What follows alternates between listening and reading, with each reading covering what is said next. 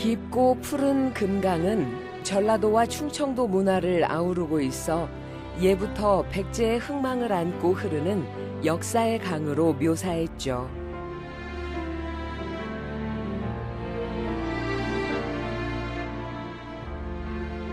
흘러간 시절들을 강물에 태우고 아무 일 없었다는 듯 소리 없이 흐르던 금강 물줄기는 하류에 이르러 더 깊고 넓어집니다.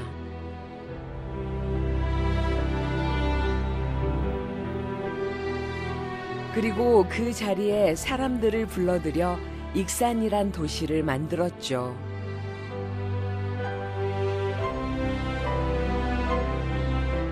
푸른 비단결처럼 은은하게 익산을 흐르는 금강. 그 풍요로운 풍경을 둘러봅니다.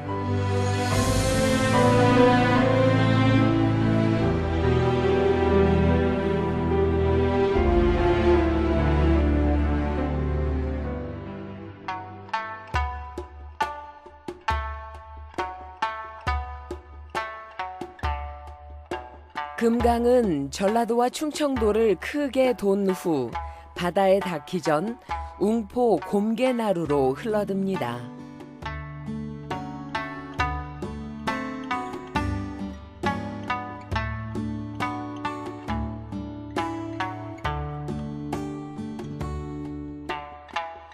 금강 뱃길에 있는 작은 항구 중 하나였던 곰개나루.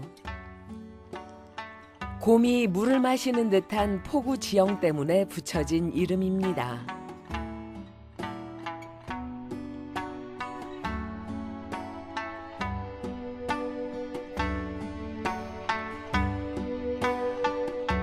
조선시대부터 곰개나루와 강 건너 서천군 한산면 신성리 사이를 돛배가 오갔는데요. 그 그리운 풍경은 이제 추억이 됐습니다.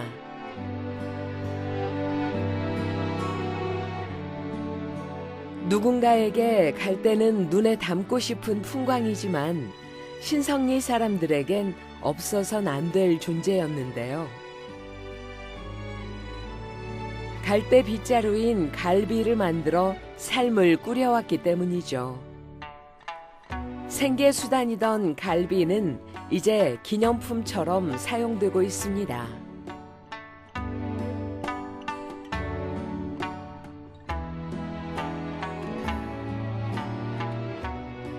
금강을 사이에 두고 마주보고선 신성리와 웅포.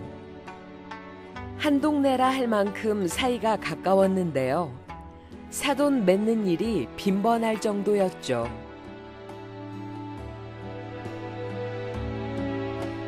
금강 물길을 따라 따뜻한 정이 흐르던 곳. 그때의 풍경은 추억으로 남았습니다.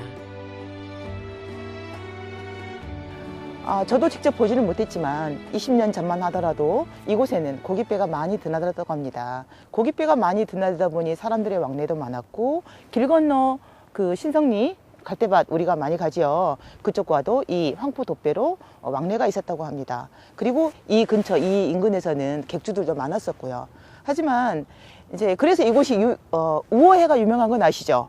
예, 그랬었습니다. 우어라는 그 물고기는 이제 바다하고 강이 만나는 지점에서 많이 잡히는 건데 예전에는 그 고깃배들이 이곳에서 우어를 많이 잡았다고 합니다.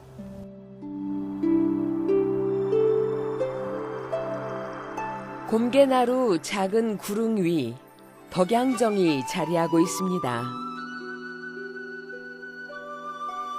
이곳은 진포대첩 때 수장된 장병들을 기리던 용왕사가 있던 곳인데요. 음력 정월 대보름이면 지금도 덕양정에선 수중 고운들을 위로하고 어선의 안녕을 기원하는 제를 올립니다. 풍경은 달라졌지만 덕양정에서 바라보는 금강의 낙조는 그대로입니다.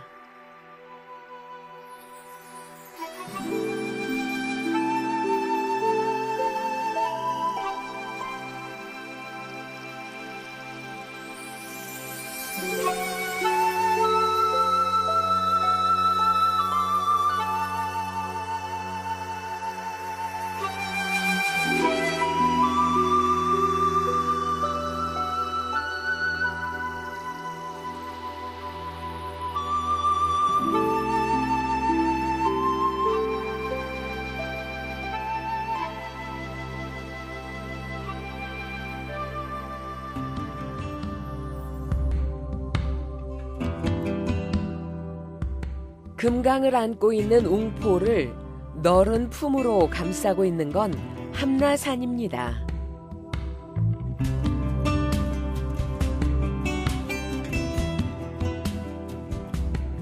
강과 함께 평행선으로 내달리는 함라산은 익산의 역사와 문화를 품고 있는 산입니다.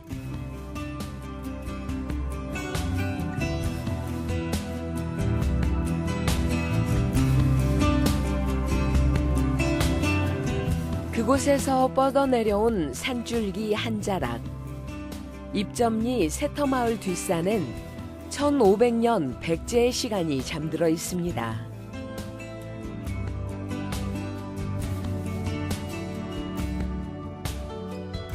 (1986년) 새터마을에 살던 한 고등학생이 금동제 유물을 발견하면서 세상에 드러난 입점리 고분.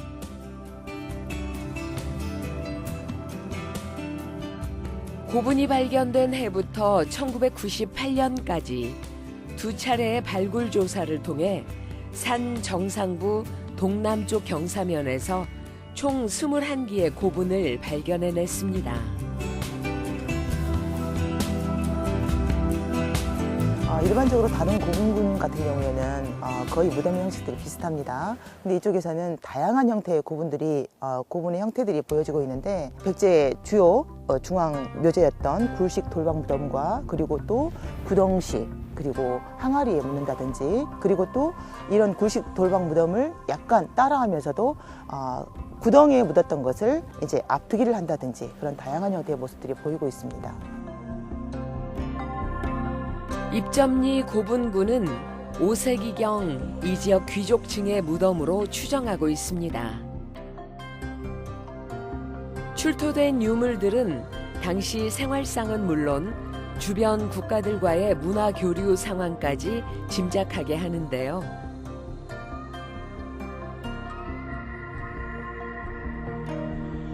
특히 금동관모는 일본에서도 비슷한 유물이 출토돼 외화 문화 교류가 있었다는 증거가 되고 있죠.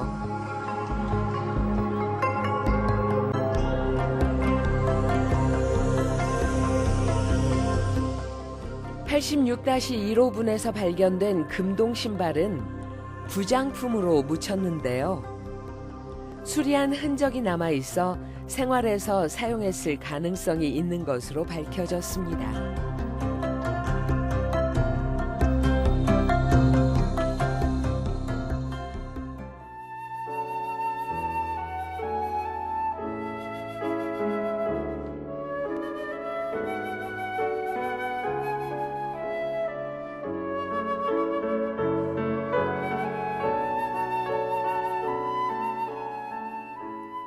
함라산 능선을 타고 북동쪽으로 3km 정도를 가면 익산시 함라면 소재지가 자리하고 있습니다.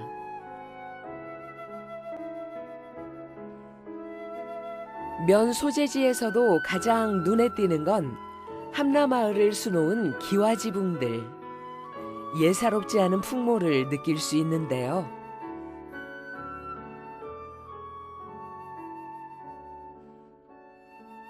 마을에 들어서면 가장 먼저 돌담길이 반깁니다.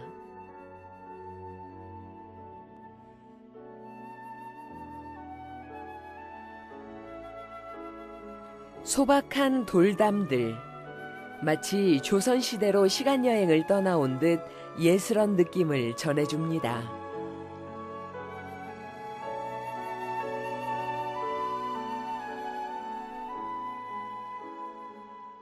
여기 함라 이 돌담길은요, 일반적으로 토속담이 주류를 이루고 있습니다. 흙이 한 켜, 돌 한 켜 이렇게 해서 켜켜이 쌓게 된 이런 담장을 하고 있는데 위에 이렇게 기와를 올려놓았죠. 예, 그리고 여기에 있는 돌담길 같은 경우에는 이제 여기 이곳 마을 사람들이 직접 유지 보수가 필요할 경우에는 직접 하고 계십니다. 여기 마을길을 걷다 보면 이 마을의 정치와 우리 옛날 토속담의 서정적인 느낌을 그대로 받으실 수 있는 아주 좋은 길입니다.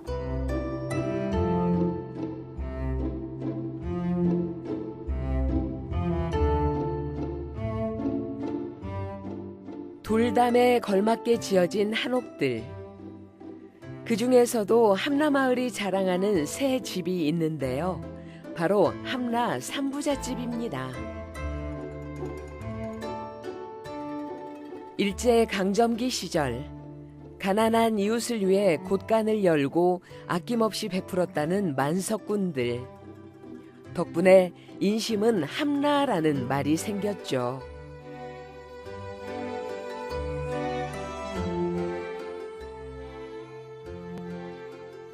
함라 삼부잣집에선 조선시대 말 부잣집의 생활상과 건축 양식도 엿볼 수 있는데요.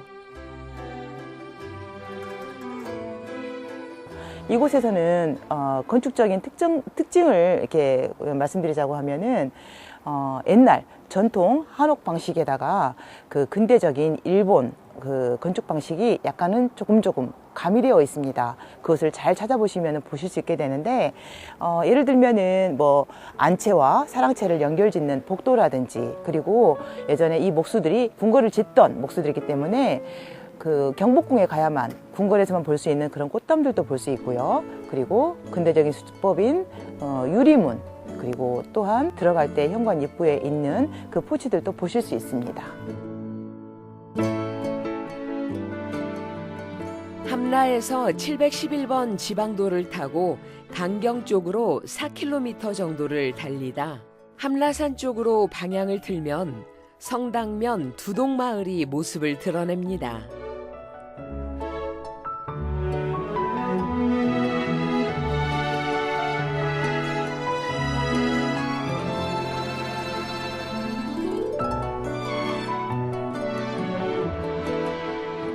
마을엔 초기 한국교회의 모습을 그대로 간직하고 있는 기역자형 예배당 두동교회가 있습니다.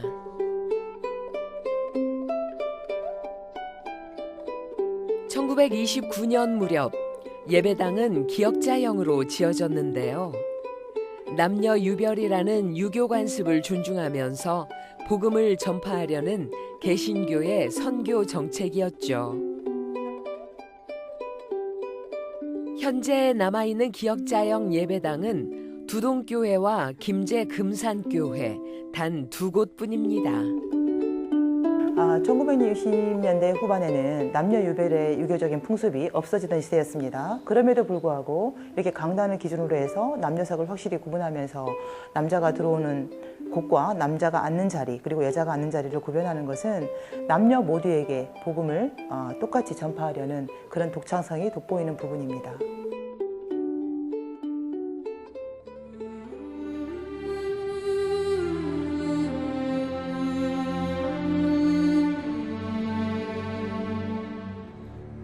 소설 탕류의 배경이 된 금강. 채만식은 일제강점기 우리 민족의 아픔을 금강에 실어 표현했는데요. 암담했던 시절을 씻어내려는 듯 강물은 모든 것을 품고 유유히 흘러갑니다. 슬픔은 깃들었어도 눈부시게 아름답습니다.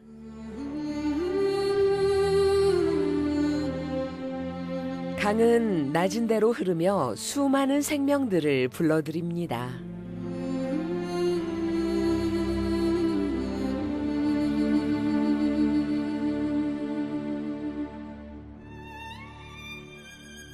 수많은 오리떼들이 쉬어가는 집단 서식지를 만날 수 있습니다. 바로 금강의 지류 산북천으로 들어가는 입구입니다.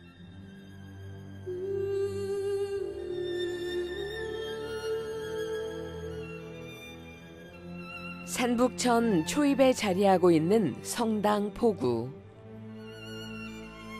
40여 가구가 사는 작은 마을이지만 조선시대엔 당시 가장 큰 조창이었던 성당창이 있던 곳이자 한양으로 쇠곡을 실어 나르던 조은선이 정박하던 항구였습니다. 이 조은선이 왕래가 엄청 많았던 아주 풍요로웠던 마을이었습니다. 또한 이곳에는 600년이 된 당산나무가 있는데 이곳에서 매년 11월 둘째 주에 별신제가 예전에 이루어졌던 것을 지금까지도 재현을 하고 있습니다. 강에 기대어 살던 마을. 이제 이곳에선 노 젓는 소리도 사람들이 북적이던 소리도 들을 수 없습니다. 대신 옛 영화가 머물던 자리엔 새로운 명물이 들어섰습니다. 바로 바람개비 길입니다.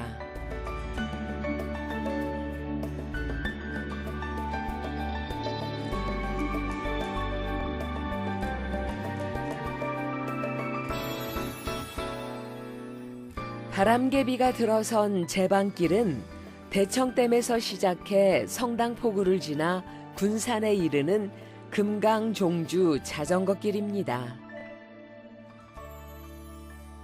자전거 동호인들에게 사랑받는 인기 코스인데요.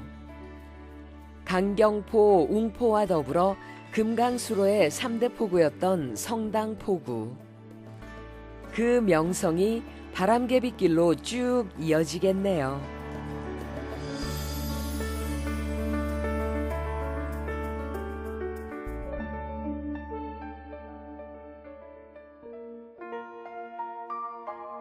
금강은 강경 쪽으로 내달리며 논산 평야와 익산의 용안면과 용동면, 그리고 망성면 일대에 자리한 너른 대지들의 소중한 젖줄이 되고 있습니다.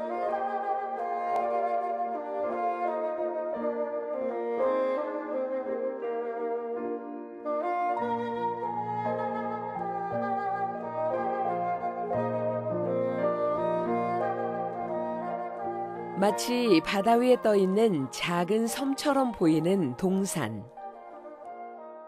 우암 송시열은 이곳의 경치가 빼어나다고 해서 화산이란 이름을 붙였습니다. 일제강점기 일본인들이 둑을 쌓고 간척 사업을 하기 전까지만 해도 강물은 화산의 서북쪽 밑을 스쳐 흘렀죠. 1845년에도 강물은 흘렀고 조선인 최초의 사제인 김대건 안드레아도 배를 타고 화산에 도착했습니다.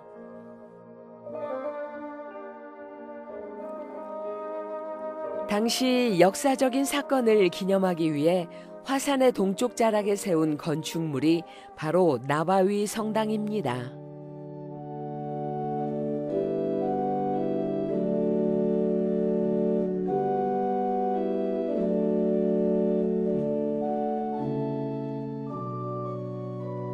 명동 성당을 설계한 포아넬 신부가 설계하고 베르모렐 신부가 1907년에 완공한 나바위 성당은 서양식 성당 건축 양식과 한국의 전통적인 목조 건축 기법이 조화된 조선 스타일의 성당인데요.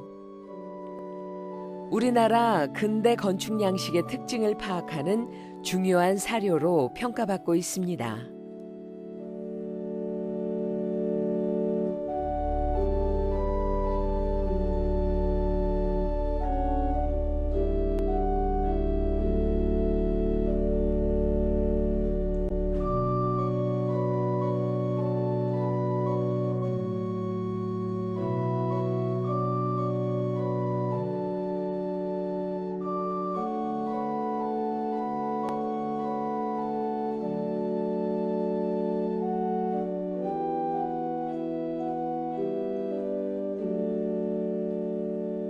김대건 신부 일행이 타고 온 배에는 3명의 성직자와 11명의 신도가 함께 타고 있었는데요.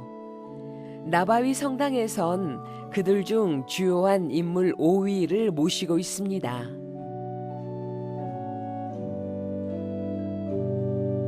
그 14분 중에서 김대건 신부님 서품을 주셨던 페레울 주기님 같은 경우는 한 8년 동안 전국을 돌아다니면서 숨어있는 교우들 미사 집전하고 성사 주고 그러다가 과로로 돌아가십니다.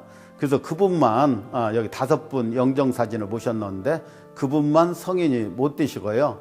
네 분은 성인이 되셨고요. 페레울 주기님만 성인이 못 되셔서 hin초는 페레울 주기님 그리고 나머지 네 분은 성인이 되셨기 때문에 빨간불을 밝히고 참배할 수 있도록 저희들이 그렇게 마련을 하고 있습니다.